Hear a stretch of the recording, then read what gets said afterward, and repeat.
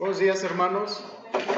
Recordaremos el capítulo anterior, fue Jeremías capítulo 10, y vimos una exhortación acerca de los falsos dioses y el verdadero Dios. Veíamos que no debemos ser discípulos de otras religiones. Veíamos que en el mundo algunas personas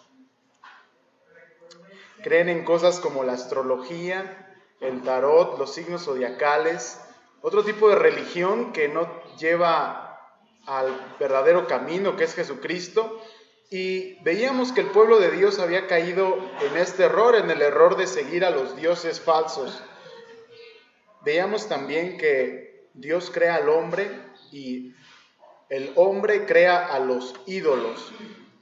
Y veíamos también que ninguna de las cosas que el hombre puede crear se pueden comparar a Dios, ¿verdad? Ninguna de estas imágenes que el hombre hace de barro, que el hombre hace de madera, se pueden comparar a Dios, porque Dios es incomparable. El versículo 6 del capítulo 10 nos decía que no hay cosa semejante al Señor, que grande es en fama y que grande es en poder. Eso era lo que vimos el capítulo pasado, capítulo 10. Y el día de hoy vamos a estudiar el capítulo 11 de Jeremías. Y vamos a comenzar a leer los primeros versículos. Dice: palabra que vino de Jehová a Jeremías diciendo: oíd las palabras de este pacto y hablad a todo varón de Judá y a todo morador de Jerusalén. Y les dirás: así dijo Jehová, Dios de Israel, maldito el varón que no obedeciere las palabras de este pacto, el cual mandé a vuestros padres el día que los saqué de la tierra de Egipto, del horno de hierro, diciéndoles: oíd mi voz y cumplid mis palabras, conforme a todo lo que os mando, y me seréis por pueblo, y yo seré a vosotros por Dios, para que confirme el juramento que hice a vuestros padres, que les daría la tierra que fluye leche y miel como en este día. Y respondí y dije: amén, oh Jehová. Entonces, leemos que Dios hizo un pacto con el pueblo de Israel, hizo un pacto. ¿En qué consistió aquel pacto? Deuteronomio 27:26 nos dice: el que no confirmare las palabras de esta ley para hacerlas, será maldito. Maldito el que no confirmare las palabras de esta ley para hacerlas. Y dirá todo el pueblo amén. Y Gálatas 3:10 dice: porque los que dependen de las obras de la ley están bajo maldición, pues escrito está: maldito todo aquel que no permaneciere en todas las cosas escritas en el libro de la ley para hacerlas. Entonces leemos que el pueblo de Dios y Dios hicieron un pacto, y el pacto era muy sencillo. El pacto consistía en obedecer la ley, y cualquiera que quebrantara la ley iba a ser entonces maldito. En términos sencillos, ¿por qué Dios escogió al pueblo hebreo para hacer esto? Sabemos que Dios escogió al pueblo hebreo porque eran débiles, porque eran pocos, porque no tenían fuerza, por ser necios, por ser sin importancia y por ser invisibles al mapa mundial. No sabemos por qué Dios decidió específicamente a ese pueblo, pero sabemos por lo poco que nos dice la palabra, ¿verdad? Porque la Biblia afirma que Dios soberanamente escogió a ese pueblo, y aunque tiene una razón, no la termina de revelar, pero nos dice que escogió a ese pueblo por tener poca importancia, por ser un pueblo invisible. Entonces Dios, todopoderoso, eterno, escoge a un pueblo sin importancia. Un pueblo pequeño, sin tierra, es más, sin dónde vivir, sin tierra, débil, necio, invisible. Dios pudo haber escogido para revelarse a Babilonia, a Egipto, a esas grandes potencias mundiales de aquellos entonces, pero no, Dios escoge revelarse a este pueblo pequeño y hace con ellos un pacto. Un pacto es un contrato. Este contrato consistió en dos personas, ambos con derechos y ambos con obligaciones. ¿Cuál era el derecho del pueblo de Israel al hacer este pacto? Que iban a heredar la tierra, y una tierra donde fluye la leche y miel, y a cambio también Dios el Dios Todopoderoso sería su Dios, el Dios del pueblo de Israel. ¿Y qué tenía que hacer el pueblo de Israel? Obedecer la ley. Era lo único que tenía que hacer el pueblo de Israel, y a cambio, entonces se le entregaría la tierra donde fluye leche y miel, se les entregaría el reino, y con ellos se les entregaría el rey. Pero veamos qué hizo el pueblo de Israel. Dice, y Jehová me dijo, pregona todas estas palabras en las ciudades de Judá y en las calles de Jerusalén, diciendo, oíd las palabras de este pacto y ponedlas por obra, porque solemnemente protesté a vuestros padres el día que les hice subir de la tierra de Egipto, amonestándoles desde temprano y sin cesar hasta el día de hoy, diciendo, oíd mi voz. Pero, dice el versículo 8, pero no oyeron, ni inclinaron su oído. Antes se fueron cada uno tras la imaginación de su malvado corazón. Por tanto, traeré sobre ellos todas las palabras de este pacto, el cual mandé que cumpliesen, y no cumplieron. Entonces vemos aquí que después de que Dios hace el pacto con Israel, el pueblo de Israel no escucha, sino que quebranta el pacto. Y el capítulo 11 trata precisamente acerca de eso, de que el pueblo de Dios, el pueblo físico de Dios, quebrantó el pacto que Dios hizo con ellos. Por poner un ejemplo, no sé si ustedes conozcan la plaza aquí del Cortijo. Bueno, imagínense la plaza del Cortijo, imagínense solamente el terreno. Imagínense el terreno de los negocios y también el del estacionamiento, ¿no? Que creo que hay más estacionamiento que negocios. Pero imagínense ese terrenazo. Imagínense que en ese terreno, en lugar de estar la plaza, está construido con una mansión que digamos solamente ocupa el territorio del Sam's Club. Después atrás, ¿verdad? En el gimnasio, en el Sport City, ahí está la alberca, pura alberca nada más. Después del lado del Walmart está por ahí un palenque, ¿verdad? Porque estamos en Ixtapaluca, ¿no? Y eso se acostumbra, es padre, ¿no? El establo por atrás, el Cinemex ahí está, ¿verdad? Porque al dueño de esta tierra le gusta ir al cine, entonces el Cinemex ahí lo dejó. Imagínense esta gran tierra, imagínense esta gran propiedad. Y supongamos que el dueño quiere venderlo, el dueño quiere darlo todo. Aquí pregunta, si el dueño de esta gran mansión, de esta gran tierra, quiere venderlo, quiere darlo, ¿a quién? ¿A quién? La respuesta es que va a darlo a quien demuestre tener el ingreso para poderlo pagar. Entonces probablemente su cliente no va a estar aquí en Santa Bárbara, probablemente tenga que ir a la ciudad, probablemente ni siquiera lo encuentre en la ciudad, probablemente tenga que ir a Nueva York, probablemente tenga que ir a Hong Kong, tenga que ir a una de las grandes capitales con uno de los grandes empresarios y venderle esa propiedad grandísima. Pero supongamos que el dueño de esta tierra es su amigo, es amigo de ustedes. Y entonces, un día los invita, ¿verdad?, a comer, ahí, ¿verdad?, al Vips, porque el Vips también lo dejó. Y cuando están comiendo y están terminando de tomar su cafecito, es la entremesa, este gran empresario millonario les dice, ¿cuánto pagas por tu casa al mes? ¿Cuánto estás pagando por tu casa al mes? Y quizás alguno diga, bueno, yo no tengo casa, yo la estoy rentando. ¿Cuánto estás rentando tu casa al mes? ¿Cuánto pagas? Pues 1,500 pesos yo pago al mes por mi casa. Y entonces este empresario les dice, si tú me das 1,500 pesos al mes, todo este terreno es tuyo, te lo doy, te lo estoy vendiendo. Y entonces ustedes se quedarían impactados seguramente, no podrían creerlo, no podrían creer que eso es verdad. Y entonces aceptan ustedes, firman aquel contrato, ¿verdad? Es un contrato de compraventa con cláusula hipotecaria. La cláusula hipotecaria, ustedes sabrán que han firmado su contrato, consiste en que si ustedes no pagan, es que ustedes deben de pagar y la casa queda en garantía. Esa es la cláusula hipotecaria. Entonces, si ustedes no pagan su casa, naturalmente debiera ser que si hacen efectiva la cláusula hipotecaria en un juicio, los van a sacar de la casa. los van a sacar de patitas a la calle. Y este contrato, el contrato que ustedes firman por todo el terreno y esta gran mansión del tamaño del Cortijo, tiene una cláusula hipotecaria y ustedes no deben de dejar de pagar 1,500 pesos al mes. Es de risa. ¿Qué loco dejaría de pagar 1,500 pesos al mes? Incluso el dueño les puede decir, si quieren, hagan un negocio, renten un cacho, pero a mí no me faltas con ese dinero. Y eso es todo el contrato.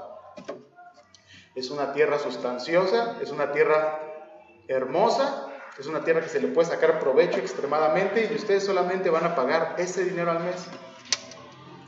Y resulta que pasados los meses, esta persona a la cual se le vendió, lo deja de pagar. Deja de pagar los 1,500 pesos al mes. ¿Y qué procede? El juicio, que los saquen que los corran, que los corran.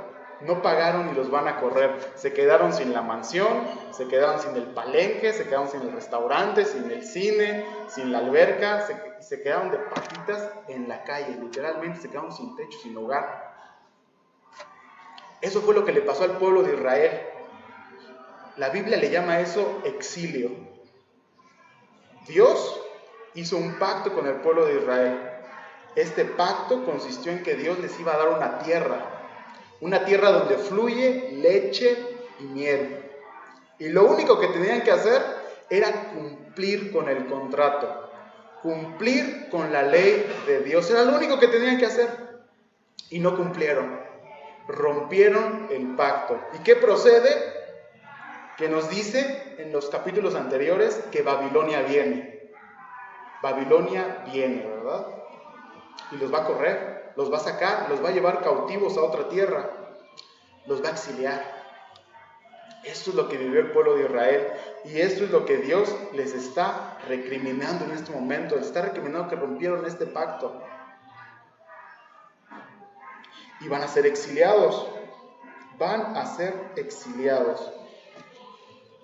Ahora, nosotros como el pueblo de Dios tenemos un pacto también con Dios. Nosotros, el pueblo espiritual de Dios, tenemos un pacto con Dios, pero en este pacto, la cláusula es Jesucristo, la sangre de Jesucristo. Aquí no hay como prenda el terreno, aquí hay como prenda Jesús mismo. Jesús se empeña para nosotros. Y entonces nosotros no tenemos ninguna preocupación de romper este pacto, porque lo hemos hecho. Porque en ocasiones nosotros hemos dejado de pagar, ¿verdad?, los 1,500 pesos al mes. En ocasiones nosotros hemos faltado de pensamiento, de palabra, hemos hecho algo, hemos dejado de hacer algo, pero este pacto no se rompe. Y este pacto no se rompe porque este pacto lo une la sangre de Jesucristo. El pacto que nosotros tenemos con Dios es por medio de Jesús, por medio de lo que Jesucristo hizo en la cruz. Jesucristo vino a esta tierra, se encarnó sin pecado y vivió una vida sin pecado, murió y resucitó al tercer día y subió al cielo, ¿verdad? Y está en gloria, en el cielo, de manera física, en el cielo. Y si nosotros creemos eso, creemos que Dios pagó por nuestro pecado, entonces Dios hace un pacto con nosotros. Y ese pacto no lo rompe nadie, porque ese pacto es un lazo entre Dios, el Hijo y el Padre. Entonces ese pacto no lo rompe nadie. Es el pacto que nosotros tenemos con Dios. Pero el pueblo de Israel tenía un pacto diferente. Tenía un pacto por medio de la ley. Y ellos dejaron de cumplir la ley. Y por eso iban a ser exiliados. Y nos dice el versículo 9. Y me dijo Jehová, conspiración se ha hallado entre los varones de Judá y de entre los moradores de Jerusalén.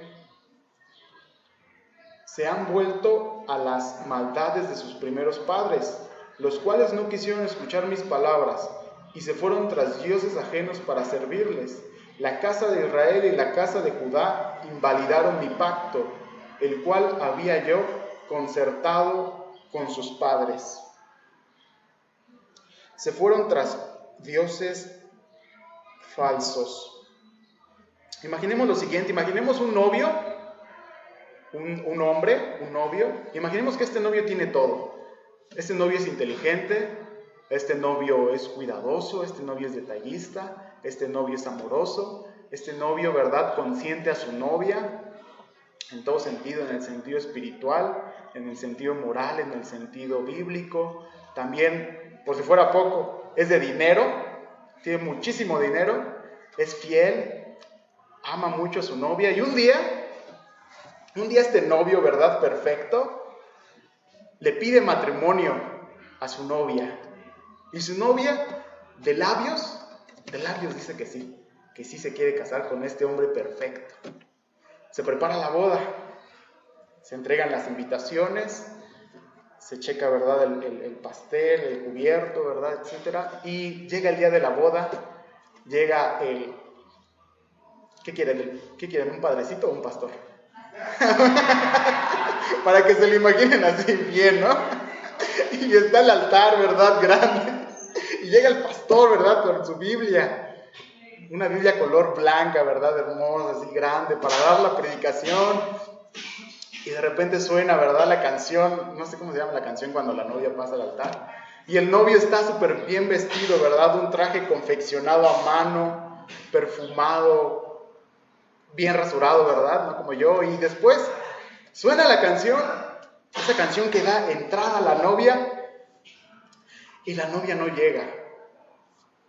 Y pasa un minuto, y pasan dos, ¿no? Y el pastor tiene que empezar a improvisar en su cabeza porque quizás cambia la temática de la predicación ese día, ¿no? Y se acaba la canción, todos los invitados quedan en silencio y no llega la novia. ¿Cómo se sentirá el novio? ¿Cómo se siente en ese momento el novio? Un novio fiel, un novio amoroso, piadoso, humilde, ¿verdad?, aunque tiene todo el dinero del mundo, se siente devastado. Este novio está devastado.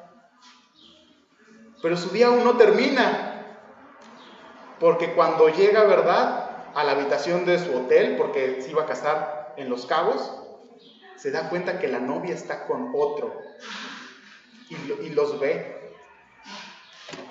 Y cuando se dirige, ¿verdad?, a lamentarse al baño, abre la puerta y se da cuenta que no era uno, sino son varios. No solamente lo estaba engañando con uno, sino lo estaba engañando con varios. Eso fue lo que Dios vivió. Dios vivió eso. Dios era perfecto, tiene todo el dinero del mundo, ¿verdad? Él es dueño de los collados, ¿verdad?, de las minas, de todo lo que se puede encontrar ahí. Yacimientos de petróleo que aún no han sido encontrados. Él es el dueño de todo eso. Humilde, trabajador, sincero, amoroso, piadoso, cariñoso. Y encuentra a la novia engañándolo con otros que no le llegan a la altura. Es por eso que dice el versículo 10, y se fueron tras dioses ajenos a servirles. La casa de Israel y la casa de Judá, que son un solo pueblo, ¿verdad?, que vivieron una división e invalidaron el pacto. Si ustedes están casados y tienen un acta de matrimonio, esa acta de matrimonio es un pacto, es un contrato que posee solemnidad.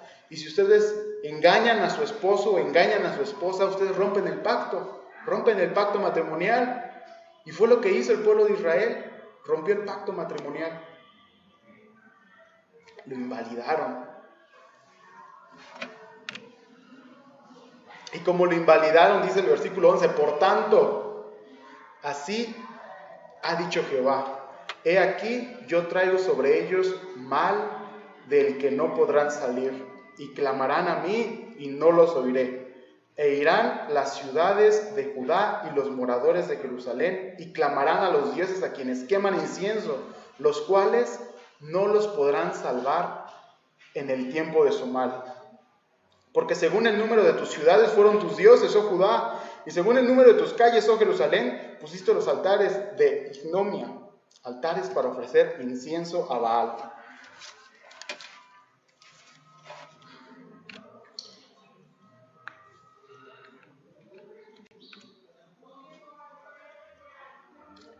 Así que, aunque el pueblo se pusiera de rodillas, dice otra traducción, dice traducción TLA, aunque ustedes el pueblo se ponga de rodillas, yo no los voy a perdonar de lo que me hicieron, les voy a dar su merecido. Ese es el término de justicia. El término de justicia es dar su merecido a quien se lo merece, es dar a cada quien lo que le toca.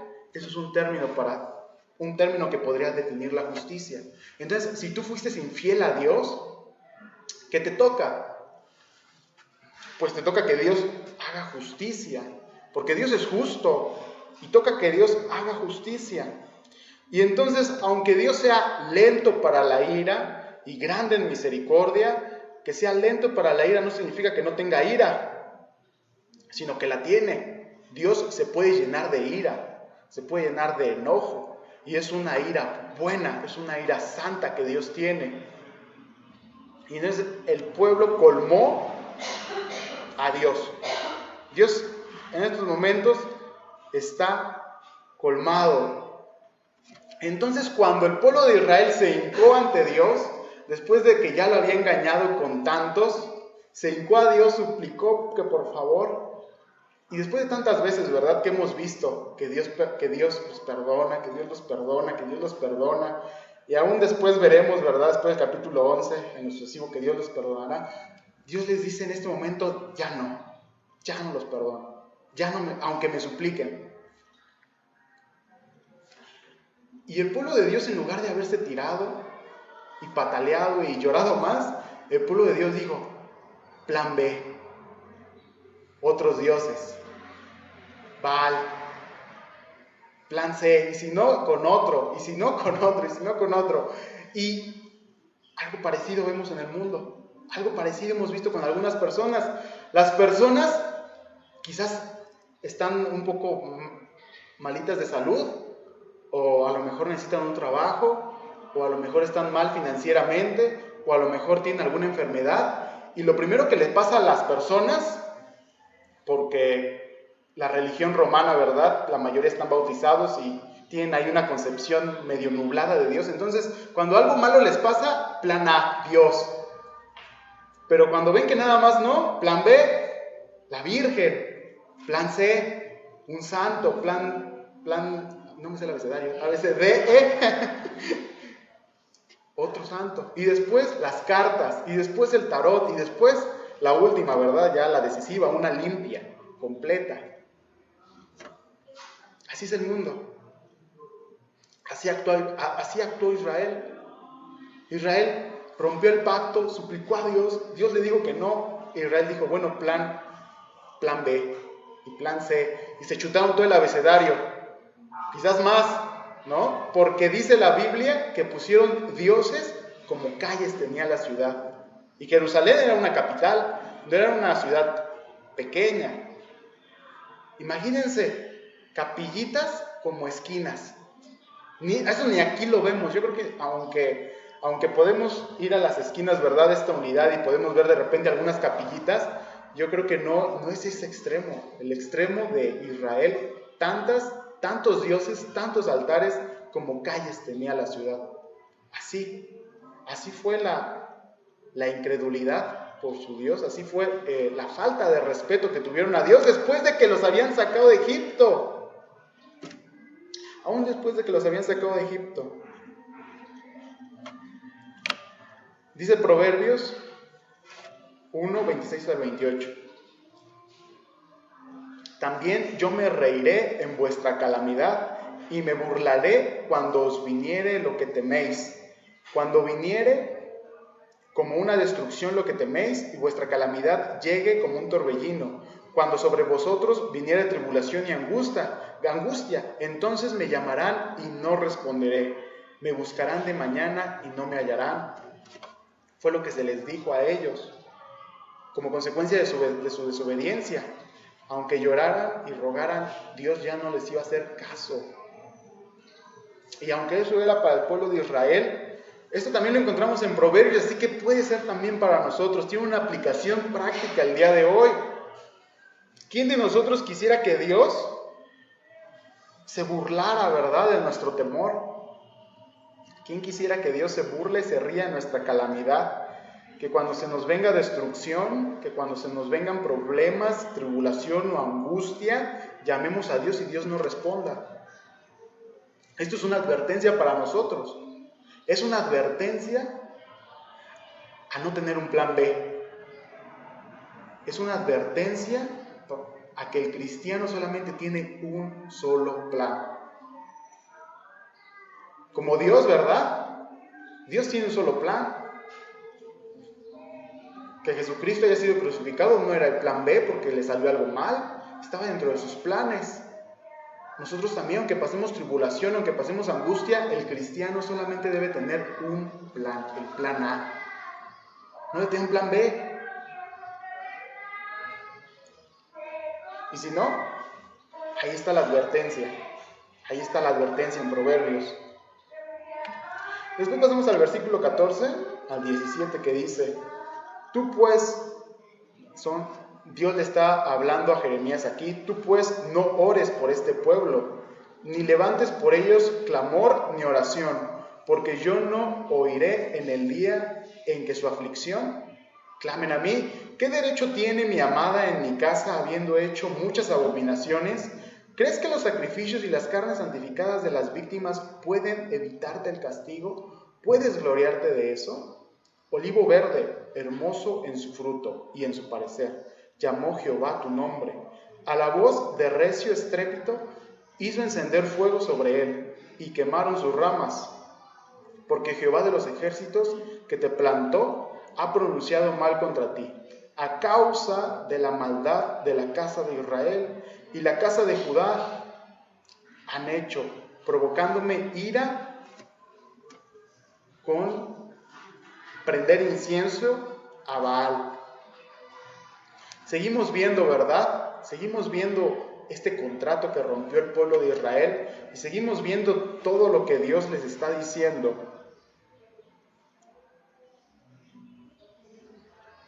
Cuando nosotros oramos por algo, lo que sea, hay tres grandes respuestas a nuestra oración. La primera es sí, la segunda es no, y la tercera es aún no. Cuando nosotros ponemos en oración algo, la salud de alguien, el trabajo de alguien, la prosperidad de alguien, el ministerio de alguien, la respuesta puede ser sí, puede ser no, o puede ser aún no. Pero cuando nosotros oramos por alguien, en el sentido de interceder por alguien, puede ser que Dios, como hizo con Jeremías, nos pida que ya no oremos por esa persona. Jeremías, que tenía un corazón de pollo, como hemos visto, ¿verdad? Porque aunque conspiraban contra él, él seguía orando por ese pueblo. Jeremías, aunque tenía un gran corazón y seguía orando por el pueblo de Israel, llegó un momento, versículo 14, que Dios le dijo que no, que ya no orara, que ya no orara por ese pueblo necio.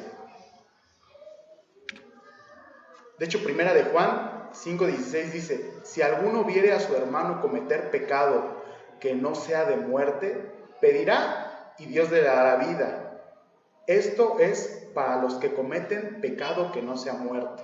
Si hay pecado de muerte, por lo cual yo no digo que se pida.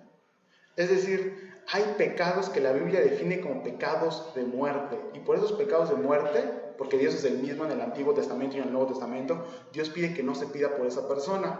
E investigué qué significa pecado de muerte. Y encontré que pecado de muerte es la inflexible y persistente negación de la verdad y la desvergonzada inmoralidad. Eso es pecado de muerte. Es una persistente, inflexible negación de la verdad. O sea, es una necedad que supera todo límite. Nosotros no estamos para juzgar, ¿verdad?, quién está en ese supuesto y decir, bueno, esta persona considero que ya no está en ese supuesto, ya no voy a orar por ello. Nosotros no estamos en ese supuesto, nosotros debemos seguir orando, pero a Jeremías sí se le dijo, a Jeremías sí se le pidió que ya dejara de orar por esa persona por este pueblo, porque tenía un pecado muy fuerte, inflexible y persistente negación de la verdad, una inmoralidad que superaba todo lo antes visto, lo jamás visto. Esa era su inmoralidad.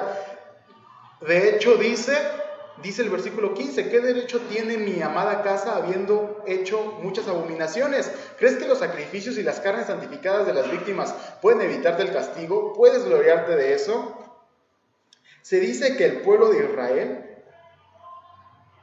tenía tal necedad que entraba al templo de Dios, comía en el templo de Dios y en la sobremesa hacían planes de maldad. O sea, si uno ahí había fornicado con 4, entraba al templo, comía en el templo y en la sobremesa contaba sus aventuras.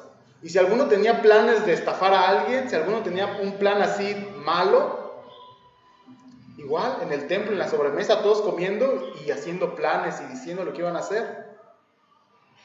Ese era el tamaño de la maldad del pueblo de Israel. 1 Corintios 11, del 29 al 30 nos dice: porque el que come y bebe indignamente sin discernir el cuerpo del Señor, juicio come y bebe para sí, por lo cual hay muchos enfermos y debilitados entre vosotros, y muchos duermen. Así como en el mundo anterior, en el mundo antiguo, estas personas venían y comían su propia muerte, así nosotros también estamos en peligro de hacerlo. Y esa es una advertencia al pueblo de Israel, al pueblo físico de Dios, al Israel espiritual de Dios, o sea, nosotros. Nosotros somos el Israel espiritual de Dios y hay una advertencia contra nosotros, la advertencia de comer indignamente el cuerpo, sin discernirlo, es decir, por ignorancia o deliberadamente desobedeciendo. Es por eso que cuando nosotros celebramos la Santa Cena, los días primero, el último domingo, es el primero, ¿verdad? El primer domingo de cada mes. Por eso cuando nosotros celebramos la Santa Cena el primer domingo de cada mes, a las personas que no están bautizadas no se les da, no por mala onda, sino porque ellos deben de tener un discernimiento de lo que están haciendo. Ellos deben de tener un razonamiento espiritual de lo que están haciendo. Porque si no, lo beben, lo comen y a lo mejor se van y no saben que fornicar es pecado, no saben que mentir es pecado, no saben que no tener al Señor Jesucristo como un Señor, como un Salvador es pecado y lo siguen haciendo. Entonces comen juicio para sí mismos. Y nosotros también somos responsables por habérselos dado. Pero ahora nosotros podemos caer en esto. Podemos caer en lo que hizo el pueblo de Israel entre semana, ¿verdad? Hacemos nuestras locuras y venimos el domingo, celebramos la Santa Cena y después otra vez seguimos de locos, ¿verdad? Y somos cristianos de domingo. Entonces hay una advertencia hacia nosotros también. No debemos de ser como el pueblo de Israel, que iba al templo de Dios, comía de lo sacrificado, de lo que se sacrificaba y después hacía ahí mismo sus travesuras, sus locuras, sus maldades. Nosotros no debemos ser así. Pero continúa en Jeremías capítulo 11, versículo 18. Y Jehová me lo hizo saber y lo conocí. Entonces me hiciste ver sus obras. Es decir, Dios le abrió los ojos a Jeremías, ¿no? De todo lo que hacía su pueblo y dice: y yo está hablando Jeremías, yo era como un cordero inocente que llevan a degollar, pues no entendía que maquinaban designios contra mí, diciendo: destruyamos el árbol con su fruto y cortemos de la tierra de los vivientes para que no haya más memoria de su nombre. Pero, oh Jehová de los ejércitos, que juzgas con justicia, que escudriñas la mente y el corazón, vea yo tu venganza de ellos, porque ante ti he expuesto mi causa.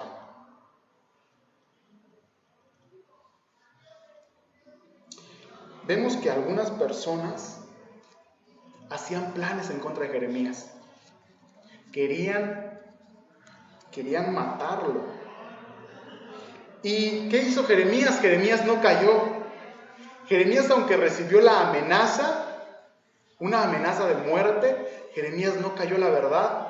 Esto lo hemos visto en nuestras predicaciones pasadas, lo hemos visto en capítulos pasados, que aunque nosotros temamos por nuestra vida, bueno, no debemos temer por nuestra vida, pero que nosotros seamos amenazados en nuestra salud, en nuestra integridad, nosotros no nos debemos callar la verdad de Dios. Aunque recibamos esa amenaza de muerte y vemos que este pueblo amenaza a Jeremías. Dice, por tanto, así ha dicho Jehová acerca de los varones de Anatot, que buscan mi vida, diciendo, no profetices en nombre de Jehová, para que no mueras en nuestras manos. Así pues ha dicho Jehová de los ejércitos, he aquí que yo los castigaré. Los jóvenes morirán a espada, sus hijos y sus hijas morirán de hambre, y no quedará remanente de ellos, pues yo traeré mal sobre los varones de Anatot el año de su castigo.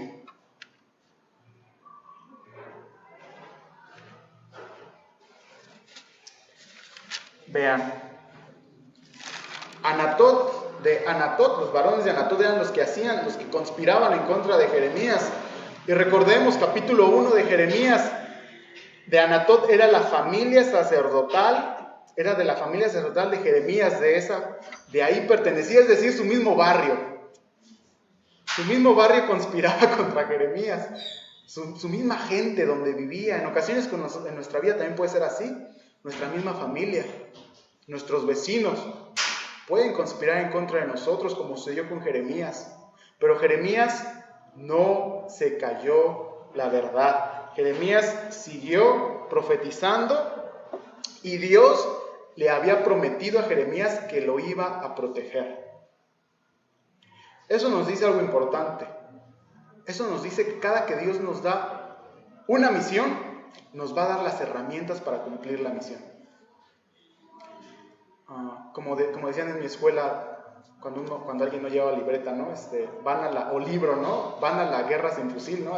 Es un dicho famoso, ¿no? Vas a la guerra sin fusil. Bueno, cada vez que Dios te manda a una batalla, te da el escudo, te da el fusil, por más pequeño que tú lo veas. Si el Señor te pone a barrer el templo, te va a dar la escoba. Si el Señor te da hijos en el matrimonio, te va a dar la capacidad para criarlos, los recursos para criarlos. Si el Señor te dio el pastorado, enseñanza, ¿verdad?, a jóvenes, la dirección, el pastorado de tu propio hogar, la enseñanza de tus hijos, Dios te va a dar todo eso, porque Dios no manda a la guerra sin fusil.